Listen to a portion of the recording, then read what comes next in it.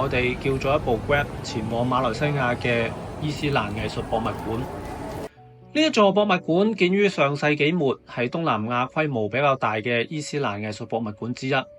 館內收藏涵蓋咗古蘭經手稿、清真寺模型、陶瓷、金屬工藝、紡織品等等，跨越咗多個世紀同埋唔同地區嘅伊斯蘭文明。穹頂下嘅自然採光柔和而平均，白色牆面同幾何圖案彼此呼應。伊斯蘭藝術強調幾何比例同埋重複，圖案喺牆面同埋穹頂之間延伸，既唔誇張亦唔凌亂。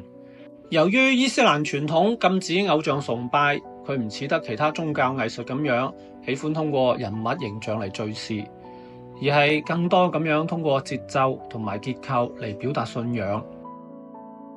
喺多族群社會裏面文化並非係均勻分佈嘅，佢往往係會有一個被制度承認嘅主族，其他族群嘅文化同樣存在，只係呈現嘅方式同埋位置就唔完全一樣啦。馬來西亞今日嘅族群格局本身就帶有歷史嘅層次，既有殖民時期留低嘅制度安排，亦有獨立之後長期妥協嘅結果。呢一種結構喺東南亞並非孤例，但喺馬來西亞就顯得更加制度化，亦更加清晰啦。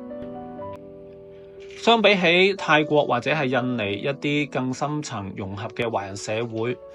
馬來西亞華人似乎更強調嘅係自己嘅傳統同埋身份。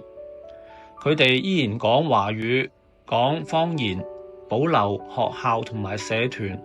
亦更加關心中國喺經濟同埋科技方面嘅發展。但嗰種嘅關注並唔單單係只係情感上嘅親近，而係一種現實嘅參照。